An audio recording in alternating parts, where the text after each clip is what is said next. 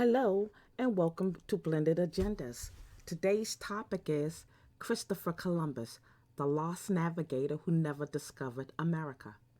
Columbus Day, observed on the second Monday in October by Italy, Spain, Latin America, and the United States, except for Alaska, Oregon, South Dakota, Iowa, and Nevada, where it is called Indigenous Day.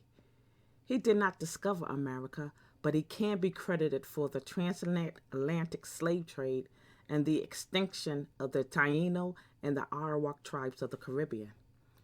During the 1400s, Portugal's thirst for power and wanted to gain wealth to build larger armies to dominate other countries needed to find another trade route to Asia where they purchased luxuries such as silk, gold, gemstones, and spices from Asia and sold them for a higher price in Europe. These natural resources were scarce in Europe. The Muslim Empire controlled the land routes between Europe and Asia, collected tariffs, and they stood in the way of trading with Asia. So they had to solve the problem by traveling to Asia by sea. Christopher Columbus thought the fastest route to get to the east was to sail westward. Columbus first presented this plan to Spain, but was met with no interest. He then approached the British, Portugal, and France and was also met with rejection. After several years, he approached the Spanish crown again with promises of finding gold. It was finally approved and financed for the voyage. It was hard for Columbus to recruit sailors, so prisoners were offered lighter sentences to sail with him. He set sail for Asia on August 3rd, 1492 on the ships Santa Clara, La Pinta, and La Gallega, better known as the Nina. The Pinta's real name was unknown, and the Santa Maria. Land was sighted on October 12th, 1492.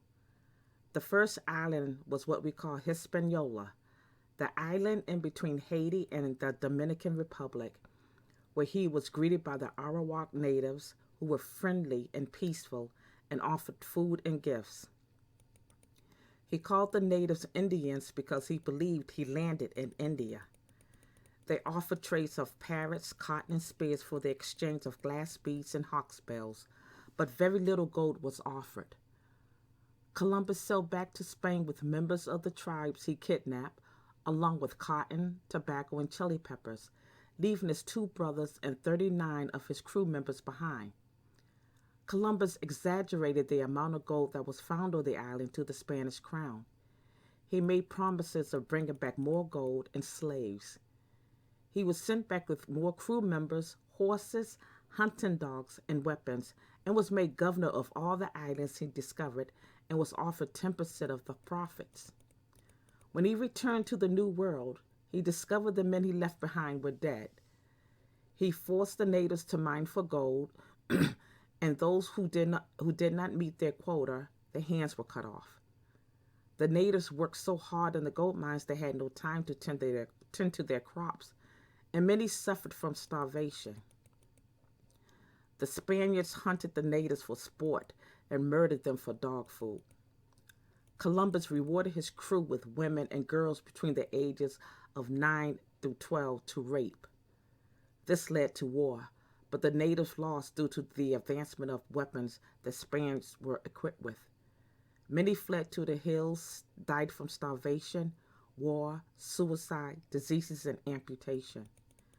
When Columbus robbed the land of all its gold, he wrote to the Spanish monarch and suggested a slave trade to produce more profit because the men were well built and would make fine servants, and that was better than gold. Columbus even set up a global child sex slave trade.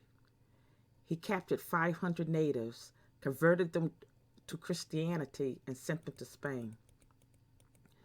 Many died because they had no immunization against the diseases of the Europeans from having no contact. Some of his crew members who went back to Spain on the second voyage complained to the crown of the tyranny of Columbus, and a royal investigator was sent. There was a trial, and Columbus, along with his two brothers, were found guilty of numerous crimes and sent back to Spain in shackles. He was stripped of his governorship, lost most of his riches, It was never allowed to return to Hispaniola. Thanks to Christopher Columbus, an entire culture and people were decimated. Getting back to the transatlantic slave trade, English started to colonize North America. The natives they encountered also died from European diseases, and this devastated the community of the natives of the Americas. European servants were employed as indentured servants working for a fixed period of time. So, to satisfy their labor needs for longer periods of time with no pay and higher yield, Europe started the shipment of slaves to America. African slaves had contact with Europeans through Muslim trades, and they were immune to many of the European diseases. This is also known as the Columbian exchange because it was the transfer of crops, animals, ideas, people, and diseases between the new and the old world. No, we should not celebrate a man that brought so much destruction, child sex trafficking, all the while spreading Christianity. Is Christopher Columbus worth being commemorated? His history is about gold, power, and child sex slaves, but Columbus' story is glorified in the history books. Thank you for listening to Blended Agendas. Our comments are welcome, and please subscribe.